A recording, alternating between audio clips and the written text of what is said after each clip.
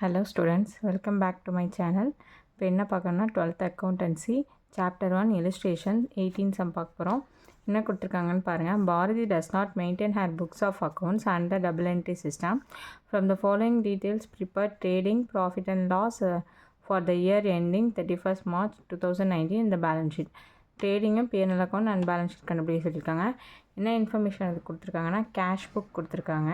Cash book கொடுத்துட்டு other information stock of goods and debtors கொடுத்துருக்காங்க, creditors machinery. But என்ன இங்கே இல்லைனா ஓப்பனிங் பேலன்ஸும் க்ளோசிங் பேலன்ஸும் கொடுத்துருக்காங்க. பட் டேட்டாஸோட க்ளோசிங் பேலன்ஸ் இல்லை. இப்போது இதை வச்சு என்ன பண்ணணும், டேட்டாஸ் அக்கௌண்ட் கண்டுபிடிக்கணும். அது கண்டுபிடிச்ச பிறகு தான் நம்ம ட்ரேடிங் அக்கௌண்ட்டு போட முடியும், ஃபைனல் அக்கௌண்ட் போட முடியும். ஃபஸ்ட்டு டேட்டாஸ் அக்கௌண்ட்டுக்கு என்ன இருக்குதுன்னு பாருங்கள். டேட்டாஸோட ஓப்பனிங் இருக்கா, ஓப்பனிங் 38 இருக்குது. க்ளோசிங் பேலன்ஸை நம்ம கண்டுபிடிக்கணும். இதில் என்ன போடுவோம், வேறு டேட்டாஸ் அக்கௌண்ட் கேஷ் இருக்கா, அப்போ கேஷ் ரிசீவ்டு இருக்குது, அது போட்டுக்கலாம். நெக்ஸ்ட்டு சேல்ஸ் அக்கௌண்ட் இருக்குது. சேல்ஸ் அக்கௌண்ட்டில் எது போடணும், சேல்ஸ் அக்கௌண்ட்டில் கேஷ் சேல்ஸ் போடக்கூடாது. எப்போதுமே டேட்டாஸ் அக்கௌண்ட்டுக்கு கிரெடிட் சேல்ஸ் தான் போடணும். 1,40,000 அதை போட்டு இப்போ டேட்டாஸ் அக்கௌண்ட் கண்டுபிடிக்கிறோம். ஃபஸ்ட்டு பாருங்கள், டெபிட் கிரெடிட் போட்டுங்க. போட்டுட்டு டெபிட் கிரெடிட் போட்டுங்க. நெக்ஸ்ட்டு டோட்டல் டேட்டாஸ் அக்கௌண்ட் போட்டுங்க. போட்டுட்டு ஃபஸ்ட்டு என்ன போடுவீங்க, to balance B by D. புக்கில் பாருங்கள், to balance B by D எவ்வளோ இருக்குது, 38,000 இருக்கா ஓப்பனிங் பேலன்ஸ். அதை எடுத்து 38,000ன்னு கொடுத்துங்க. Next by balance C by D நமக்கு தெரியாது, ஓகேவா, அதுதான் நமக்கு கண்டுபிடிக்கணும். Okay, by balance C by D தெரியாது. நெக்ஸ்ட்டு என்ன இருக்குதுன்னு பாருங்கள், டு சேல்ஸ். சேல்ஸ் எவ்வளோ இருக்குது, கிரெடிட் சேல்ஸ் 1,40,000 இருக்குது. அப்போ டூ சேல்ஸ் அக்கௌண்ட் சொல்லிட்டு கிரெடிட் 1,40,000 போட்டுங்க. நெக்ஸ்ட்டு வேறு என்ன இருக்குது அப்படின்னா, கேஷ் வந்து ரிசீவ் பண்ணியிருக்காங்களா பாருங்கள். டேட்டாஸ் அக்கௌண்ட்டில் கேஷுன்னு இருக்கா. இப்போ பை கேஷ் அக்கௌண்ட் எவ்வளோ ரிசீவ் பண்ணியிருக்காங்க, 1,20,000. இதை போட்டுட்டு என்ன பண்ணும், இது ரெண்டதையும் டோட்டல் பண்ணி 38,000 ப்ளஸ் 1,40,000 எவ்வளோ வரும், 1,78,000 வரும். இதை டோட்டல் பண்ணி போட்டுட்டு இங்கேயும் 1,78,000 போட்டுருங்க. போட்டு 1,20,000ல் 1,78,000 லெஸ் பண்ணால் 58,000. இதுதான் நமக்கு என்னது, balance C by D, closing balance of debtors. ஓகேவா, பேலன்ஸ் ஷீட் கிடச்சிருச்சு. இதுக்கப்புறம் trading and profit and loss account போட போகிறோம். ஓகேவா, இப்போது trading and profit and loss அக்கௌண்ட்டுக்கு என்னென்ன வச்சு சம் போட போகிறோம் அப்படின்னு பாருங்கள். இப்போ என்னென்ன அக்கௌண்ட்டில் வரும்னு பார்த்துக்கோம். To balance B by D cash புக்கில் எடுக்க மாட்டோம், க்ளோசிங் பேலன்ஸ் மட்டும்தான் எடுத்து நம்ம பேலன்ஸ் ஷீட்டுக்கு போடுவோம். இப்போ டு சேல்ஸ் அக்கௌண்ட் வந்து இது என்ன இது கேஷ் சேல்ஸ். இப்போ இது என்னது எதில் வரும், ட்ரேடிங்கில் வரும். அப்போ டேட்டாஸ் அக்கௌண்ட் வந்து இது வந்து வராது, ஏன்னா நம்ம வந்து டேட்டாஸ் கண்டுபிடிச்சிட்டோம், க்ளோசிங் பேலன்ஸ் அதுதான் எடுத்துக்கணும். நெக்ஸ்ட்டு பர்ச்சேஸ் வந்து ட்ரேடிங் அக்கௌண்ட் வரும். கிரெடிட்டாஸும் வராது, ஏன்னா அவங்க கொடுத்துருக்காங்க க்ளோசிங் பேலன்ஸ், அதுதான் நம்ம பேலன்ஸ் ஷீட்டுக்கு எடுத்துக்குவோம். நெக்ஸ்ட்டு ஜென்ரல் எக்ஸ்பென்சஸ் எங்கே வரும், P&L அக்கௌண்ட்டில் வரும். நெக்ஸ்ட்டு வேஜஸ் ட்ரேடிங்கில் வரும்.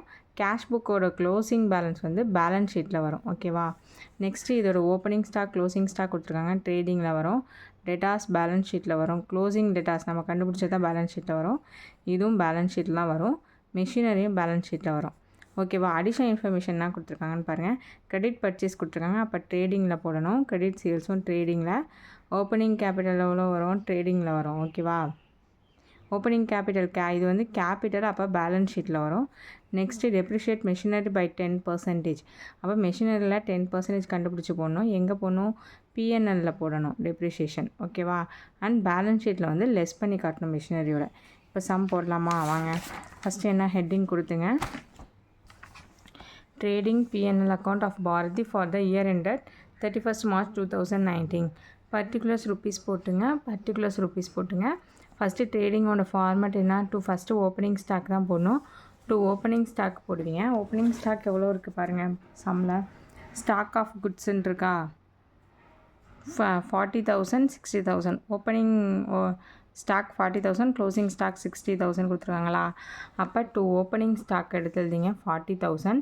நெக்ஸ்ட்டு டு பர்ச்சேசஸ் என்ன கொடுத்துருக்காங்கன்னு பாருங்கள். பர்ச்சேசஸ் 2 கொடுத்துருக்காங்க. கிரெடிட் பர்ச்சேஸ் 74,000ம் சேல்ஸ் பர்ச்சேஸ் 56,000 கொடுத்துருக்காங்க. ரெண்டத்தையும் ஆட் பண்ணி போடணும். ரெண்டத்தையும் ஆட் பண்ணி கேஷ் வந்து எவ்வளோ கொடுத்துருக்காங்க, 56,000, கிரெடிட் 74,000. ரெண்டத்தையும் ஆட் பண்ணி 1,30,000 போட்டுக்குவீங்க. வேறு என்ன ட்ரேடிங்கில் இருக்குது அப்படின்னு பாருங்கள். நெக்ஸ்ட் என்ன இருக்குது, வேஜஸ் அக்கௌண்ட் இருக்குது. பை வேஜஸ் அக்கௌண்ட் 10,000 இருக்கா. அப்போ டு வேஜஸ் அக்கௌண்ட் இதெல்லாம் டேரக்ட் எக்ஸ்பென்சஸ், அதனால் டெபிட் சைடு வரும் 10,000. நெக்ஸ்ட் வேறு ஒன்றும் இல்லை. நெக்ஸ்ட்டு கிரெடிட் சைட் போடுற மாதிரி என்ன இருக்குது, பை சேல்ஸ் எவ்வளோ கொடுத்துருக்காங்கன்னு பாருங்கள். சேல்ஸ் அக்கௌண்ட் சொல்லிவிட்டு 1,60,000 இது வந்து கேஷ் சேல்ஸு. கிரெடிட் சேல்ஸ் வந்து 1,40,000 கொடுத்துருக்காங்க. ரெண்டத்தையும் ஆட் பண்ணி சம்மில் போட்டுங்க. ஓகேவா. Cash sales credit sales to by சேல்ஸ்ன்னு கொடுத்துட்டு கேஷு கிரெடிட் போட்டு 1,60,000 ப்ளஸ் 1,40,000 3 lakh. நெக்ஸ்ட் என்ன இருக்குது, க்ளோசிங் ஸ்டாக் ஆஃப் குட்ஸ்ன்னு சொல்லிட்டு 60,000 க்ளோசிங் ஸ்டாக் கொடுத்துருக்காங்களா. அந்த 60,000 எடுத்து போட்டுட்டு இது ரெண்டத்தையும் டோட்டல் பண்ணுங்கள். டோட்டல் பண்ணிவிட்டு வர இது எல்லாத்தையும் ஆட் பண்ணி இந்த 3,60,000 லெஸ் பண்ணிங்கன்னா வர்றது நமக்கு கிராஸ் ப்ராஃபிட். அப்போ டு கிராஸ் ப்ராஃபிட் C/Dன்னு கொடுத்துருவாங்க. நெக்ஸ்ட்டு P&L அக்கௌண்ட் போட போகிறோம். P&L அக்கௌண்ட்டுக்கு அந்த கிராஸ் ப்ராஃபிட் C/Dயை வந்து இங்கே ட்ரான்ஸ்ஃபர் பண்ணிவிடுங்க. பை கிராஸ் ப்ராஃபிட் B/D 1,80,000 சொல்லிட்டு ட்ரான்ஸ்ஃபர் பண்ணிடணும். நெக்ஸ்ட்டு வேறு என்ன இருக்குது அப்படின்னு பாருங்கள். P&Lல போடுற மாதிரி P&Lல வந்து பை ஜென்ரல் எக்ஸ்பென்சஸ் 24,000 இருக்குது. அதை டூ ஜென்ரல் இதெல்லாம் இன்டைரக்ட் எக்ஸ்பென்சஸ், அதனால் இங்கே போட்டுங்க. To general expenses 24,000. வேறு என்ன இன்ஃபர்மேஷன் கொடுத்துருக்காங்கன்னு பாருங்கள். நெக்ஸ்ட்டு என்ன கொடுத்துருக்காங்க, அதே இன்ஃபர்மேஷனில் P&Lல வந்து டெப்ரிசியேஷன் மெஷினரி பை 10%. அப்போ மெஷினரி அக்கௌண்ட் எங்கே இருக்குதுன்னு பார்க்கணும். மெஷினரி அக்கௌண்ட் இங்கே கொடுத்துருக்காங்களா. 1,70,000ல் 10%. அப்போது டெப்ரிசியேஷன் ஆன் மெஷினரி 1,70,000ல் 10% கண்டுபிடிக்கணும். 10% கண்டுபிடிச்சிங்கன்னா 1,700 வரும். அது 17,000 வரும். அதை வந்து இங்கே டெபிட் சைட் போட்டுக்கணும். ஓகேவா. கிரெடிட் சைடு ஒன்றும் இல்லை, நமக்கு ரிசீவ் பண்ணது ஒன்றுமே இல்லை. அதனால் அப்படியே விட்டுட்டு கிராஸ் ப்ராஃபிட் மட்டும் தான் இருக்குது. அப்போ அதோட டோட்டல் போட்டுக்கிட்டிங்கன்னா 1,80,000. இந்த 1,80,000லேருந்து 24,000 ப்ளஸ் 17,000 ஆட் பண்ணி லெஸ் பண்ணிங்கன்னா வர ஆன்சர் தான் நெட் ப்ராஃபிட் 1,39,000. இது எங்கே ட்ரான்ஸ்ஃபர் ஆகும் அப்படின்னா கேபிட்டல் அக்கௌண்ட்டுக்கு ட்ரான்ஸ்ஃபர் ஆகும். இதுக்கு என்ன நேம் கொடுக்கணும், நெட் ப்ராஃபிட் நேம் கொடுக்கணும். நெக்ஸ்ட்டு பேலன்ஸ் ஷீட் போட போகிறோம். பேலன்ஸ் ஷீட் ஆஃப் பாரதி ஆசான் 31 March 2019 கொடுத்துங்க. இந்த சைடு லைபிலிட்டிஸ் ரூபீஸ், இந்த சைடு அசட்ஸ் ரூபீஸ். ஓகேவா. இப்போது நான் ஃபஸ்ட்டு ஒன்று அசட் சைடு என்னெல்லாம் வருதுன்னு பார்ப்போம். ஃபஸ்ட்டு அசட் சைடில் கேஷ் இருந்தால் கேஷ் தான் போடணும். இப்போ நம்ம கேஷ் புக்கோட க்ளோசிங் பேலன்ஸ் எவ்வளோ இருக்குது, 1,40,000. பேலன்ஸ் ஷீட்டுக்கு எப்போதுமே க்ளோசிங் பேலன்ஸ் அமௌண்ட்டு தான் எடுத்துக்கணும். அதனால் கேஷ் அக்கௌண்ட்டுக்கு ஃபஸ்ட்டு என்ன எடுக்க போகிறோம், க்ளோசிங் பேலன்ஸ் அமௌண்ட் எடுக்க போகிறோம் 1,40,000. அப்போ cash account is equal to 1,40,000 போட்டாச்சு. நெக்ஸ்ட்டு ஸ்டாக் என்ன இருக்குது, க்ளோசிங் ஸ்டாக்கு வேறு என்ன இன்ஃபர்மேஷன் இருக்குதுன்னு பாருங்கள். க்ளோசிங் ஸ்டாக் இருக்குது. இப்போது இது வந்து stock of goods opening balance வந்து நம்ம ட்ரேடிங்கில் போட்டோம், க்ளோசிங்லேயும் போட்டோம். ஆனால் பேலன்ஸ் ஷீட்டில் என்ன பண்ணணும், க்ளோசிங் பேலன்ஸ் எல்லாத்தையுமே போடணும். அப்போ க்ளோசிங் ஸ்டாக் எவ்வளோ இருக்குது, 60,000. அதை போட்டுக்க வேண்டியதான் 60,000. நெக்ஸ்ட் என்ன இருக்குது, டெட்டாஸ் வந்து க்ளோசிங் டெட்டாஸ் நம்ம கண்டுபிடிச்சிருந்தோமா ஏற்கனவே. க்ளோசிங் டெட்டாஸே எவ்வளோ கண்டுபிடிச்சி வச்சுருந்தோம், 58,000 கண்டுபிடிச்சி வச்சுருந்தோம். அப்போ debtors account is equal to 58,000. அதே என்ட்ரு பண்ணிங்க. நெக்ஸ்ட்டு மெஷினரி அக்கௌண்ட்டுக்கு என்ன இருக்குது, டெப்ரிசியேஷன் இருக்குது. அதை லெஸ் பண்ணி தான் காட்டணும். மெஷினரியோட அமௌண்ட் வந்து 1,70,000. அதுலேருந்து 17,000 லெஸ் பண்ணிங்கன்னா 1,53,000. ஓகேவா. ஏன்னா டெப்ரிஷியேஷனுக்காக லெஸ் பண்ணி காட்டுறோம். வேறு எதுவும் அசட் சம்மந்தமாக இருக்கா அப்படின்னா இல்லை பேலன்ஸ் ஷீட்டில். நெக்ஸ்ட் என்ன இருக்குது, லைபிலிட்டி சைடு போயிடுங்க. லைபிலிட்டி சைடு கேபிட்டல் தான் ஃபஸ்ட்டு வரும். கேபிட்டல் போடும்போது கேபிட்டல் எவ்வளோ இருக்குது பாருங்கள்.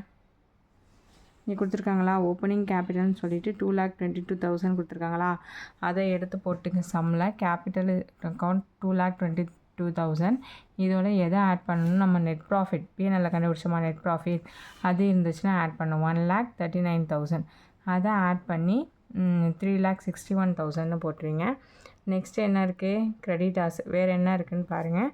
வேறு கிரெடிட்டாஸ் இருக்குது. கிரெடிட்டாஸோட க்ளோசிங் பேலன்ஸ் எவ்வளோ கொடுத்துருக்காங்க, 52,000 கொடுத்துருக்காங்க.